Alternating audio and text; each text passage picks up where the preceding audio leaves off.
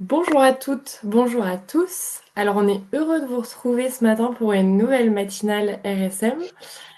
Pour ceux qui ne connaissent pas notre format et qui nous rejoignent pour la première fois, les matinales RSM, ce sont des webinaires que l'on vous propose le vendredi matin et qui nous permettent d'aborder des sujets d'actualité qui concernent votre entreprise en lien avec les différents et larges domaines d'expertise de RSM, que ce soit social, fiscal, financier ou encore RH. Et cette semaine, on se retrouve pour un webinaire avec une thématique spéciale sur la facturation électronique. Quels impacts pour les bailleurs sociaux?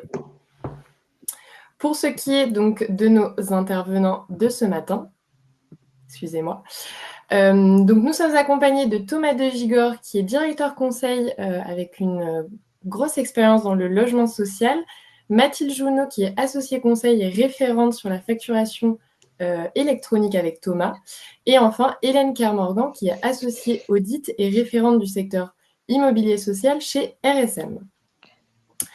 Avant de rentrer dans le vif du sujet, quelques mots très rapides sur le réseau RSM. Donc, nous sommes un cabinet d'expertise comptable, audit et conseil. En France, RSM, c'est un réseau de proximité en étant présent dans les principaux pôles régionaux. Et puis RSM, c'est aussi un réseau à l'international. Nous sommes le 6e réseau mondial d'audit, expertise comptable et conseil. Je vais laisser maintenant la parole à nos intervenants de ce matin pour dérouler et décrypter les enjeux présentés durant ce webinaire. Bonjour à tous.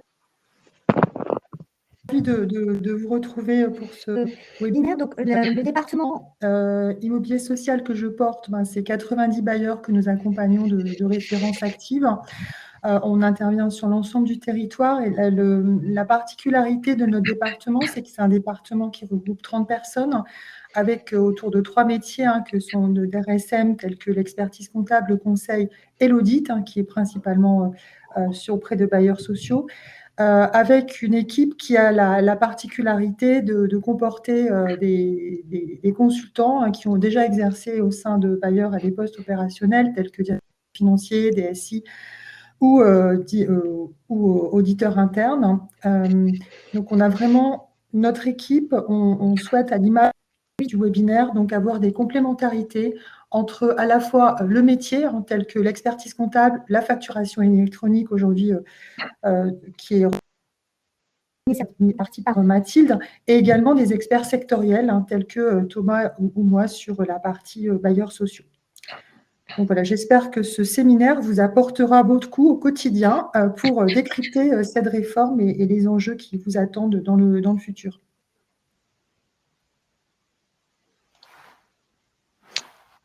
Maintenant, je te laisse la main peut-être pour lancer un premier sondage. Alors, vous avez un premier sondage qui est dans le chat, dans la partie sondage. On l'a ouvert. On va vous laisser quelques secondes pour pouvoir y répondre.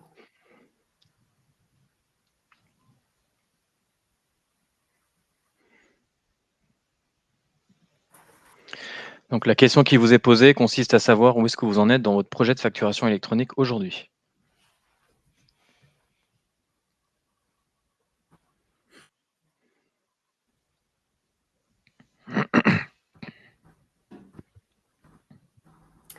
Alors, on a déjà quelques réponses.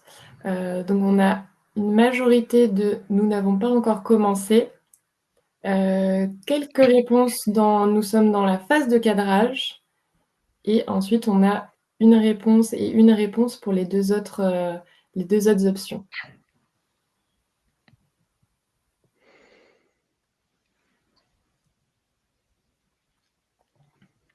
Du coup, la majorité des personnes ont répondu la réponse A. Nous n'avons pas encore commencé la démarche. Très bien. Je reprends la main, Manon, Oui. du coup. Eh bien, j'ai le plaisir de démarrer cette partie technique du webinaire qui consiste à vous présenter les enjeux et le calendrier de la réforme. Alors, pour commencer sur les enjeux, les objectifs de cette réforme, l'État a lancé cette réforme pour répondre à 4 objectifs. Le premier, c'est renforcer la compétitivité des entreprises Et cela va passer en fait par différents moyens qui sont à mettre en œuvre, notamment l'automatisation des flux qui va pouvoir accélérer les échanges entre les acteurs économiques, le partage des informations en temps réel, notamment sur le cycle de vie d'une facture, la récupération, la standardisation des données et des formats de facture qui vont pouvoir simplifier du coup les échanges et fiabiliser les données. Ça, c'est le premier objectif, qui est un objectif du coup au bénéfice des entreprises. Le deuxième objectif, et le deuxième et le troisième qui vont de pair, c'est renforcer la lutte contre la fraude à la TVA. Et par le biais des flux de facturation électronique qu'on va présenter par la suite, et par le biais des déclarations qui passeront par ce e-reporting, l'État aura connaissance de l'ensemble des flux économiques sur son territoire en matière de TVA. Le quatrième objectif, c'est faciliter les déclarations TVA, puisque le e-reporting permettra de pré-remplir les déclarations, et cet objectif pourra faciliter du coup les entreprises dans ce travail. Vous avez sur la partie de droite le calendrier qui est désormais figé, puisque effectivement, l'année dernière, vous avez probablement dû entendre parler d'un report de la réforme.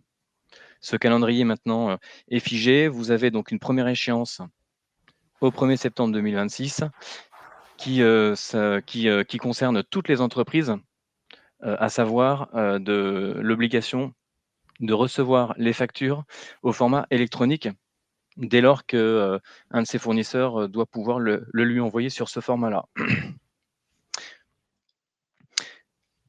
Toujours au septembre 2026, vous avez pour les plus grandes entreprises, donc les grandes entreprises et les ETI, l'obligation d'émettre au format électronique, ce qui veut dire que vous aurez du coup pour les plus petites 2 échéances, l'obligation de recevoir en septembre et l'obligation d'émettre en 2027.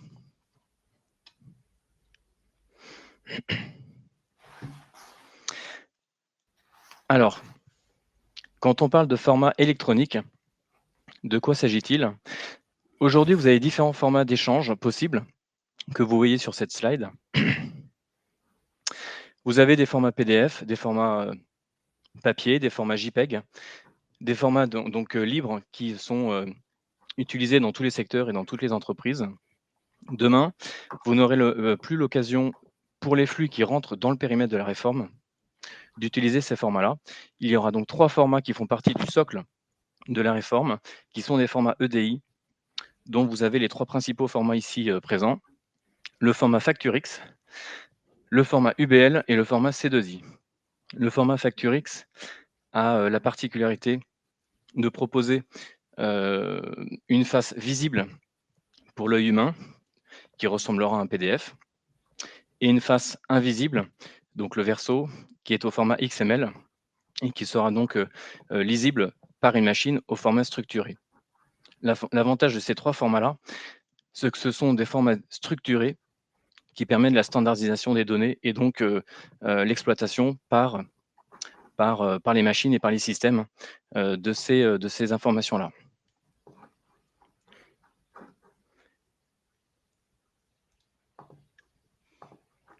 Je laisse Mathilde. Je prends la suite. Bonjour à Merci. tous.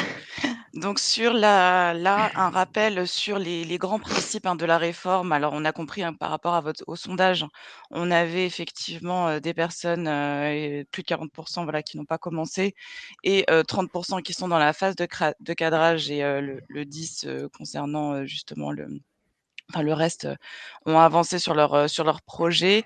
Ce qu'il faut retenir ici, c'est vraiment un rappel sur les 3 grands éléments. On a le e-invoicing, qui sont les opérations entre sociétés françaises, entre sociétés françaises, auxquelles se rajoute le cycle de vie des factures.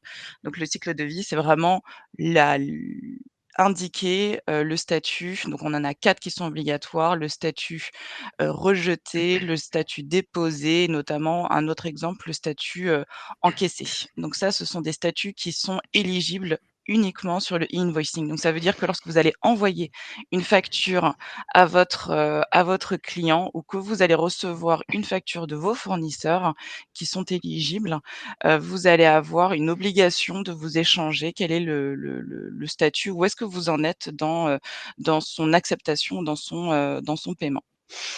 Le deuxième élément, c'est, le e-reporting des transactions. Donc ça concerne, l'ensemble des transactions qui ne sont pas éligibles au invoicing, à savoir lorsque vous avez donc des fournisseurs étrangers, des, personnes, physiques, non assujetties et que ce soit en émission, en réception. Donc là, c'est vraiment en émission, j'émets une facture, je réceptionne, c'est je reçois une facture de mon fournisseur. Attention, surtout dans votre secteur, et là, on va commencer à rentrer un peu dans le détail aussi de l'implication par rapport à votre secteur d'activité. C'est que là, quand on parle de e-reporting des transactions et de e-invoicing, il y a une exonération totale, de la réforme. Ce sont toutes les opérations et c'est ce qui est indiqué en bas à droite de la réforme de la slide, pardon. Ce sont les opérations qui sont concernées par l'article 261 jusqu'au E du CGI et donc en l'occurrence, il y a beaucoup de transactions en émission chez vous auprès de vos locataires qui sont exonérées de cette réforme. Donc c'est-à-dire qu'elles ne rentrent ni dans les invoicing, ni dans les reporting des transactions. Et enfin, il y a un troisième élément, grand principe, c'est le e-reporting des données de paiement qui concerne là l'envoi et la déclaration, puisque le e-reporting, c'est ni plus ni moins un reporting que l'on envoie à l'administration fiscale au travers des plateformes agréées, et du portail public de facturation. Et là, le e-reporting des données de paiement concerne, les sociétés qui doivent déclarer, leurs encaissements reçus, à l'administration fiscale, pour celles qui n'ont pas opté pour les dépits. Rapidement aussi, nous avons 34 mentions obligatoires d'un point de vue fiscal, au niveau enfin voilà, depuis toujours, hein. Il y a 4 nouvelles mentions qui apparaissent et notamment le numéro sirène du client. Donc c'est-à-dire, moi, quand je facture, notamment pour vous en l'occurrence, pour vous donner un exemple très concret, lorsque vous facturez à des sociétés, donc notamment là, lorsque vous êtes en rez-de-jardin entre guillemets, sur du locatif, lorsque vous facturez à des professionnels, là, en l'occurrence, il faudra avoir le numéro sirène de ce professionnel. Je vais passer rapidement sur cette slide-là. Elle présente là, ici, le format en Y que nous avons au niveau de la France avec donc, le terme PDP, hein, qui est l'ancien terme, hein, maintenant on parle de plateforme agréée et donc là, ce qu'il faut retenir sur ce schéma-là, c'est qu'on va avoir vraiment des échanges entre donc fournisseurs en haut à gauche et le client en haut à droite, que, l'ensemble des transactions vont passer donc là, c'est vraiment focus sur la partie invoicing. On va avoir des échanges entre plateformes agréées. Les plateformes agréées seront les seules à communiquer auprès de du portail public de facturation qui communiquera directement à l'administration fiscale. On va avoir une instantanéité dans les flux et l'administration fiscale aura accès à l'ensemble des flux, tous les jours. Donc c'est-à-dire qu'on va avoir vraiment, tous ces échanges-là. On peut peut-être préciser, Mathilde, que le PPF qui figure sur ta slide a été remplacé par ce qu'on appelle un concentrateur de données depuis les évolutions de l'automne dernier et que ce n'est plus un acteur qui permet de communiquer les factures entre le fournisseur et l'acheteur. C'est vraiment les plateformes agréées qui sont les uniques solutions, donc privées mais agréées par l'État, les uniques solutions permettant de recevoir et de transmettre ces factures aussi bien entre les acteurs économiques qu'avec l'État. Exactement, tout à fait. Et si je peux me permettre également, juste un petit complément pour ceux d'entre vous qui exercent au sein d'Office, la plateforme Chorus, hein, bien sûr, restera une plateforme agréée et la plateforme que vous pourrez utiliser. Il y a effectivement, sur, Chorus Pro, l'objectif, hein, et le terme de la réforme, c'est qu'on ait à un moment donné un regroupement de Chorus Pro et du portail public de facturation. Mais effectivement, là, pour que le calendrier soit tenu, ils ont décidé en fait, par simplification, l'année dernière qu'ils allaient garder vraiment les 2 ensemble. Chorus Pro allait continuer à vivre tel quel, hein, et le portail public de facturation pour les autres flux. C'est pas pour autant qu'il ne faudra pas avoir d'action, puisqu'on change quand même de périmètre, comme on le verra un petit peu plus tard. Tout à fait. Vous avez aujourd'hui 107 plateformes agréées qui sont accréditées provisoirement au 22 septembre. Donc voilà, c'est l'information la plus fraîche qu'on a à vous partager. Cette cartographie montre une diversité des acteurs. Vous avez des acteurs qui sont historiquement spécialisés dans le domaine de l'EDI, d'autres dans le domaine de la dématérialisation, et d'autres sont des ERP de gestion. Donc ces acteurs-là ont des stratégies différentes pour entrer sur ce marché et offrir ces nouveaux services. L'avantage pour elles, c'est de capter un maximum de flux et donc de données. Ce qui va être important pour vous, c'est de choisir la plateforme, notamment donc pour les organismes qui ne passeront pas par Chorus, mais de choisir la plateforme, là où les plateformes les plus adaptées à vos spécificités et à vos outils. Aujourd'hui, donc sur ces 107 plateformes agréées provisoirement, vous en avez un certain nombre qu'on verra sur le slide d'après qui sont connectées justement à l'annuaire de l'État. Les accréditations définitives devraient arriver d'ici fin d'année. Voilà pour le paysage qui est en constante évolution, parce que tous les mois, on a de nouvelles plateformes agréées qui sont accréditées. Donc c'est un sujet à suivre, et d'ores et déjà, vous pouvez commencer à faire un rapprochement entre vos systèmes et cette cartographie pour ensuite interroger vos éditeurs et savoir s'ils sont agréés ou non. Alors Thomas, je me permets de t'interrompre parce qu'on a quelques questions. Autant en profiter effectivement de prendre quelques questions à la volée. Alors là, j'ai une question de Nadia. Est-ce que les PDP, donc maintenant on parle de plateformes agréées, donc est-ce que les plateformes agréées de mon entreprise transmettent les factures directement au client ou passent par la PDP du client et qui retransmet au client? Alors là, c'est vraiment votre PDP, donc quand vous émettez, donc là, c'est vraiment dans ce cas-là, vous émettez, vous envoyez votre plateforme agréée va consulter dans le portail public de facturation l'annuaire. Elle va savoir à quelle plateforme votre client quelle plateforme il a choisi, et donc c'est la plateforme agréée qui va se charger d'envoyer pour vous le flux à la plateforme agréée de votre client. Et il enverra aussi par la même occasion, la plateforme agréée, un flux au portail public de facturation et à l'administration fiscale pour donner les informations sur la facture. Et pour savoir vers quelle plateforme envoyer la facture, en fait, les plateformes agréées peuvent consulter et ont un accès en écriture à l'annuaire de l'État. Dans l'annuaire de l'État, qui a été mise en ligne très récemment, je vais en parler juste après, vous avez donc l'identité des entreprises qui rentrent dans le scope de la réforme et les plateformes agréées qu'elles ont choisies. Donc vous avez ce couple-là, entreprise-plateforme, qui permettent de dialoguer entre plateformes. Et je prends une dernière question, après je te relaisse la main. Une question de Loïc. Bonjour, nous sommes une SAS HLM, mais nous utilisons aujourd'hui Chorus Pro pour la réception de nos factures. Pourrons-nous encore utiliser Chorus Pro? Nous devons-nous obligatoirement passer par une plateforme agréée? Les flux de Chorus Pro restent tels quels. Donc, c'est-à-dire que tous les flux avec les établissements publics restent tels quels. Ce sera dans un second temps, voire un troisième temps. Mais en tout cas, pour l'instant, tout ce qui se passe sur Chorus Pro reste tel quel. Merci Mathilde. Du coup, je reprends la main avant les questions suivantes. Quelques actualités normatives et réglementaires sur cette réforme. Vous avez eu depuis juillet dernier la publication, le premier jeu de normes publié par l'AFNOR. L'AFNOR, du coup, a repris en main la rédaction des normes pour faciliter la mise en œuvre tant au niveau des plateformes que des entreprises. Et donc, ces plateformes-là qui sont disponibles en libre accès sur Internet ont pour objectif de définir les formats standards et les formats spécifiques.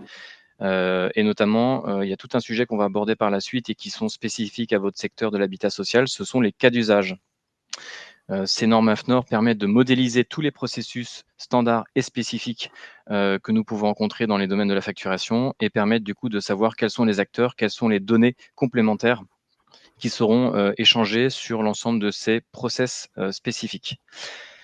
Également, vous avez eu donc la semaine dernière, c'est tout récent, l'ouverture du service de consultation de l'annuaire. Donc l'annuaire était en test depuis peu. Il y a 80 plateformes agréées qui sont déjà accordées à l'annuaire et qui sont justement en train de faire ces tests-là. Et dans l'annuaire, vous avez, alors vous pouvez d'ores et déjà aujourd'hui consulter l'annuaire, notamment en saisissant votre sirène pour voir si vous êtes bien, si vous y figurez bien. Il y a 120 000 entreprises qui sont référencées aujourd'hui dans cet annuaire-là. C'est une base de données qui est alimentée d'une part par le répertoire sirène de l'INSEE pour les entreprises privées et d'autre part par la base de données Chorus pour les entreprises publiques. Enfin, vous avez eu des simplifications qui ont été apportées ces derniers jours sur le e-reporting. Le e-reporting a encore des spécifications techniques qui vont évoluer et notamment des éclairages qui vont être apportés. Ces différentes simplifications portent, on en a sélectionné 3 notamment. C'est sur le e-reporting des achats internationaux, puisqu'en fait, les factures qui sont émises par un acteur à l'étranger doivent suivre le format et la réglementation de son pays, du pays émetteur. Donc, il y a forcément des données et aussi le format de la facture qui, lui, pourra rester libre parce qu'il est hors scope de la réforme. Ces factures-là vont avoir du mal, en fait, à pouvoir être intégrées techniquement dans les outils afin de pouvoir les déclarer dans le e-reporting. Donc, il y a des simplifications qui consistent notamment à alléger le nombre de lignes à l'intérieur de ces déclarations-là.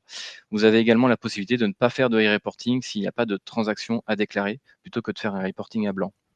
Donc voilà, c'est quelques simplifications on met en lumière sur la slide. Il y en a bien d'autres. Il faudra effectivement suivre ce sujet dans la durée. Dernière information qui est plutôt une information attendue, c'est la phase pilote qui sera ouverte en principe à partir de février 2026, où les entreprises d'ores et déjà prêtes pourront déjà se mettre en marche en testant du coup l'annuaire avec leur plateforme déjà en place. Voilà pour l'actualité. Et là, on va passer donc sur les impacts pour les bailleurs sociaux. Donc là, on a une section qui est vraiment dédiée à votre secteur. Et donc là, on a en tout cas formalisé sur cette slide-là la cartographie un peu des flux sortants, donc les factures de vente ou l'émission de quittances que vous pouvez faire dans votre secteur. Alors cette liste est bien évidemment non exhaustive. Oui. Ce sont les types de ventes entre guillemets que l'on rencontre souvent dans votre secteur. Là, l'idée en fait, c'est que sur cette slide-là, on est vraiment là les typologies de vente. Quel est le type de flux? Donc quand on parle de type de flux, c'est que comme vous l'avez vu précédemment, on a vraiment une éligibilité par rapport à la réforme en fonction de votre client. Est-ce que c'est un client personne physique ou un client personne morale? Ou est-ce que c'est, votre opération, elle est exonérée de TVA au titre de l'article 261 du CGI? En fait, c'est en fonction de cela que l'on sait si le flux il est éligible ou non dans la réforme, et si il est éligible, est-ce que c'est éligible au flux de e-invoicing/facture électronique, c'est la même chose, ou au flux de e-reporting des transactions.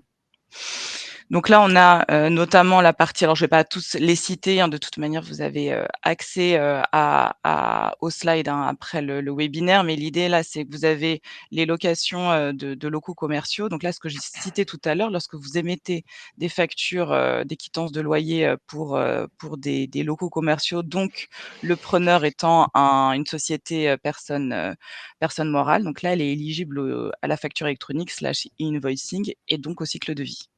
On a rajouté aussi dans le périmètre de la réforme la notion de e-reporting de paiement, puisque si votre société, votre entité juridique n'a pas opté pour les débits, du coup, vous êtes dans l'obligation d'émettre le e-reporting des données de paiement.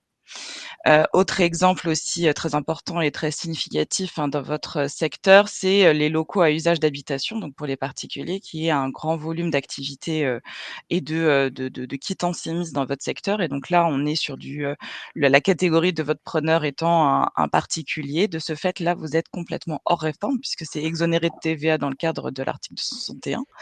Et donc, de ce fait, vous n'avez rien à faire. Donc, c'est-à-dire que vous ne devez ni envoyer de invoicing, ni d'envoyer de e-reporting des transactions, ni de paiement. Donc, si je peux compléter, en fait, par rapport, ce qui est vraiment important pour vous, c'est que la plupart de vos produits, en principale activité, elle est exonérée de TVA, comme l'a dit Mathilde au titre de l'article 261, donc c'est les logements nus. Et en revanche, il faut vraiment, effectivement, cartographier l'ensemble de vos prestations. Et puis, vous avez de la chance, chez les bailleurs, vous avez beaucoup de chance. Vous avez un plan comptable très, très détaillé. Donc, à partir de ces plans de compte, de pouvoir bien cartographier, bien identifier. Nous, on a fait ce travail par rapport aux clients que l'on accompagne. Donc là, on a une petite liste. Et je pense qu'il faut aussi, tout ce qui est vente de logement, c'est très spécifique pour ceux d'entre vous qui pratiquez la vente HLM, l'accession à la propriété. C'est également des cas spécifiques parce que vous allez vendre à des particuliers parfois sans TVA. Donc, à chaque fois, il faut vraiment bien analyser ces flux sortants. Voilà, je rappelle que B2B, peut-être pour ceux qui ne sont pas familiarisés, c'est une transaction avec une entreprise. B2J, c'est avec une administration. Et B2C, avec un particulier. J'espère que je ne me suis pas trompée, C'est Mathilde. parfait, Hélène. Voilà. Et domestique, et quand on parle de terme domestique, c'est vrai qu'on ne l'a pas forcément précisé, mais domestique, ça veut dire que la société est française. Non domestique, c'est que lorsque la société, elle est en dehors de la France. Mais là, on a fait vraiment un focus parce que généralement, dans votre secteur, vous n'avez que des transactions avec la France, généralement. Du coup, j'avais mis de côté la question de Michel, plus haut, juste pour préciser. Donc lui, sa question: «Bonjour Michel, bonjour. Donc concernant les locataires lors de facturation de garage seul, la TVA collectée ne sera donc pas transmise à l'État». Donc là, j'espère en tout cas avoir répondu à votre question. Donc là, c'est vraiment la question, il faut toujours se poser: quelles sont mes typologies de flux que j'ai dans ma société? Est-ce que ce flux-là est-ce qu'il est exonéré de TVA au regard de l'article 261? Si oui, on ne déclare rien du tout. Si, c'est pas exonéré au titre de cet article-là, je regarde est-ce que c'est un particulier ou est-ce que c'est un professionnel? Et voilà, et c'est là, en fait, où j'ai mon arbre un peu de décision de me dire: «Est-ce que je suis éligible au invoicing ou au e-reporting?» Si vous revenez au premier slide que Thomas ou Mathilde a présenté tout à l'heure, effectivement, on le voit bien, cet arbre de décision.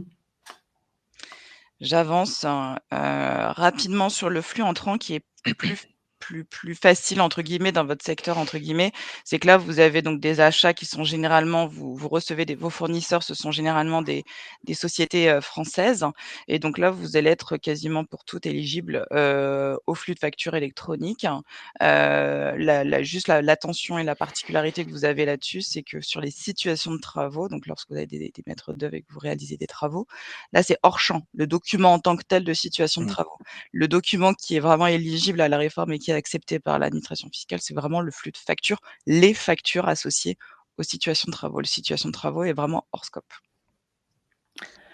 Ça ne veut pas dire que les travaux en eux-mêmes sont hors scope. C'est Exactement. vraiment la facturation qui vous sert aujourd'hui au paiement. Donc, il y a vraiment une évolution importante à ce sujet. Ici aussi, juste une précision, c'est pas parce que la TVA n'est pas déductible qu'on n'est pas éligible, c'est vraiment les mentions qui figurent sur la facture. Est-ce que toutes vos prestations d'achat il y a bien de la TVA sur vos prestations, enfin les achats que vous faites. Donc, systématiquement entrant dans le champ de la réforme. Ça, là-dessus, vous avez l'habitude puisque vous êtes déjà, beaucoup d'entre vous sont complètement dématérialisés. Alors là, on a parlé de cartographie, de recensement d'abord, et de cartographie des différentes natures de flux, qu'ils soient entrants ou sortants. Il y a un autre travail important qui consiste à faire pour se préparer à la réforme, c'est de recenser ces cas d'usage. Alors, ce qu'on appelle les cas d'usage, ce sont en fait tous les process de facturation atypiques qui sortent du cas standard. Donc, par exemple, de l'autofacturation, de la facturage, une facturation concernant des multicommandes, multitiers, etc., etc. Il en existe 36 qui sont référencés dans les spécifications. Il peut en exister d'autres. En tout cas, 36 sont référencés. Les plateformes agréées n'ont pas l'obligation de traiter l'ensemble des cas d'usage. Elles ont l'obligation de recevoir et de transmettre une facture électronique et de traiter quand même au moins un cas d'usage. Mais alors aujourd'hui, toutes vous disent qu'elles seront en capacité de le faire d'ici l'échéance de la réforme. Dans les faits, on s'aperçoit qu'il y a des plateformes agréées qui sont très spécialisées sur des secteurs et d'autres beaucoup moins. Donc, c'est pour ça que le choix de la plateforme est un élément clé dans votre projet de mise en œuvre de cette réforme. On va aborder par la suite, justement, en faisant un zoom sur quelques cas d'usage que vous avez l'habitude de rencontrer dans votre modèle économique. Avant cela, on a une petite question à vous poser. Donc, je laisse la main à Manon. Exactement, merci Thomas. On vous a mis un nouveau sondage, donc je le cite. Donc, avez-vous déjà recensé dans votre société les cas d'usage, auxquels vous allez être confrontés? Donc, vous avez plusieurs réponses. Oui, nous en avons recensé quelques-uns. Oui, nous les avons tous recensés. Ou non, nous n'avons pas encore commencé ce travail d'analyse. On vous laisse quelques secondes pour pouvoir y répondre. Je vois qu'on a déjà quelques réponses. Et peut-être en attendant de voir les réponses, peut-être compléter mon discours en disant que les cas d'usage, c'est une analyse importante à faire puisque les process atypiques de facturation vont impacter les données. Il y a certains process, je vais plutôt prendre le terme de cas d'usage, hein. Il y a certains cas d'usage qui vont nécessiter de collecter des informations complémentaires qui devront figurer sur les factures. Il y a également, et on ne l'a pas cité jusque-là, les cycles de vie, c'est-à-dire qu'en fait, la facture électronique aura dans ces informations des statuts. Par exemple, le statut refusé, le statut encaissé payé, le statut prise en charge. Ces statuts sont importants puisque, en fonction de la chronologie du cas d'usage, en fonction de l'étape du process, pour les dire les choses autrement, les statuts vont évoluer. Ces statuts s'échangent entre le fournisseur et l'acheteur. Et ces statuts vont avoir aussi des impacts dans vos workflows de validation. Donc, ces cas d'usage vont avoir un impact process au-delà des impacts purement data. Donc, c'est important de les recenser pour savoir ensuite quel est le taux d'effort que vous aurez à faire pour adapter éventuellement vos systèmes afin de passer le cap de cette réforme. Alors, je pense qu'on a... Oui, pardon Mathilde. Je pense qu'on a à peu près récolté l'ensemble des réponses. Donc, on a 56% des participants qui n'ont pas encore commencé le travail d'analyse, 38% qui ont recensé quelques cas d'usage et 6% qui n'ont pas recensé. Hop.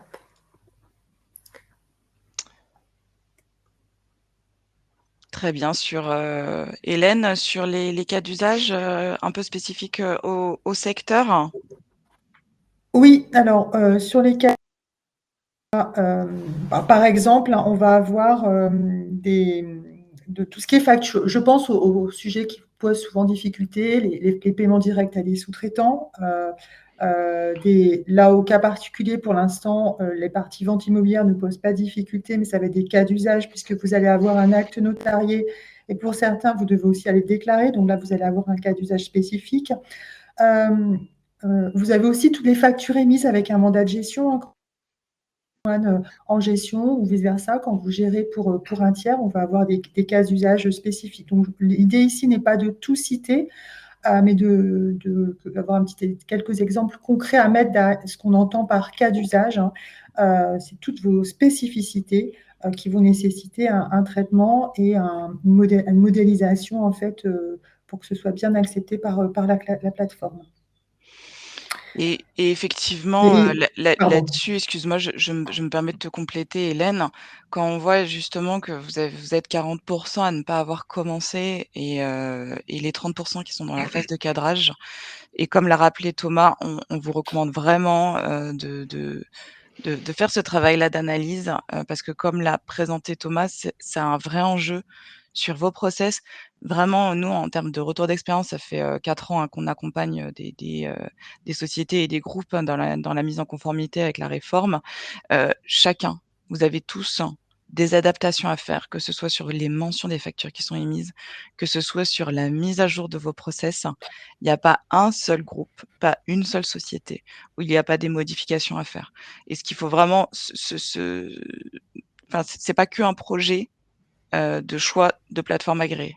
Il y a vraiment des impacts sur vos process internes, sur vos outils, sur vos méthodes, et donc ça a des impacts non pas que sur la direction financière, ni la direction informatique. Il y a aussi un impact sur, les autres, intervenants. Et c'est pas du plug and play, Là, hein, le fait d'avoir choisi sa plateforme. non. Et là, en fait, on n'a pas cité, alors je n'ai pas posé la question auparavant, mais on n'a pas cité en fait des situations de travaux. Enfin, on en a déjà parlé, mais je pense que là aussi, on est vraiment dans un cas d'usage qu'il faut traiter. Alors, l'avantage que l'on a, nous, chez RSM, c'est qu'on a énormément de bailleurs, donc on a aussi un benchmark, hein, de cas d'usage, de cas spécifiques, etc., par rapport aux bailleurs que nous accompagnons. Mais on voit bien qu'effectivement, il y a parfois aussi des spécificités. Même si vous exercez tous les mêmes métiers, il y a des usages qui reviennent très régulièrement, mais il peut y avoir des vraies des spécificités chez chacun d'entre vous, en fait. Effectivement. Je vais vite parce que je vois que les minutes passent vite. C'est exactement ça. Bien évidemment, on se tient à votre disposition pour les questions que vous souhaitez poser en face à face. N'hésitez pas à nous contacter à la suite de ce webinar. On a cette dernière slide qui clôture notre webinar et qui consiste à vous présenter la manière dont on peut mener ce type de projet. Vous avez 3 grandes phases, hein, tout simplement, avec une vision un peu calendaire ici. Mais la première étape, on vous recommande vivement de la démarrer assez vite, puisque d'ici septembre 2026, les mois vont vite s'enchaîner. Donc la première étape, on identifier les flux, à les recenser, à les cartographier et à voir si ces flux-là, un, rentrent dans le scope de la réforme, deux, si ce sont des cas d'usage spécifiques qui sont importants pour vous et qu'il va falloir donc du coup traiter dès l'année prochaine. Et ensuite, de regarder aussi la donnée, donc c'est-à-dire la qualification de votre base tiers pour pouvoir ensuite émettre les factures à la bonne destination et l'exhaustivité, la présence des mentions légales dans vos systèmes. Donc, c'est ce qu'on appelle en fait une analyse de conformité. En anglais, on appelle ça souvent un gap analysis. Ça permet de savoir quel est l'effort de conformité qui vous reste à faire. Ensuite, il y a une deuxième étape qui est le choix de l'outil en fonction justement de votre état des lieux et surtout de vos cas d'usage. Du coup, quelle est la plateforme agréée la plus compatible pour répondre à vos besoins. Donc, c'est lors de cette étape-là qu'on recense les besoins techniques aussi et fonctionnels. Et vous allez du coup probablement passer un marché pour sélectionner une plateforme. Donc là, effectivement, RSM peut accompagner dans les deux choix parce qu'on dispose d'un benchmark et d'une expérience sur cette étape-là. Et bien évidemment, ensuite, il y a la phase de mise en œuvre où là, vous serez accompagné tant de l'éditeur et de son intégrateur si c'est possible, mais également, il peut y avoir un AMO qui peut intervenir pour faire l'interface entre vous et votre prestataire afin que votre besoin soit correctement traité et dans les bons délais. Donc voilà globalement la démarche. Je ne sais pas si Mathilde, tu veux rajouter un élément important. Là-dessus, c'est effectivement notre démarche, mais ce que je voudrais dire, c'est aussi, vous êtes, un certain nombre à avoir déjà choisi votre plateforme, agréée. Ce qu'on a aussi comme constat, hein, parce que parfois on nous sollicite, la société a déjà choisi la plateforme agréée, mais n'a pas fait en fait la première étape d'analyse. J'ai envie de dire, c'est pas bien grave si vous l'avez pas faite. En revanche, il faut vraiment la faire dès maintenant. C'est-à-dire qu'il faut pas, on vous recommande vraiment d'identifier notamment ce sujet de cas d'usage et de faire toute cette analyse-là en parallèle quelque part de la mise en place de la plateforme agréée.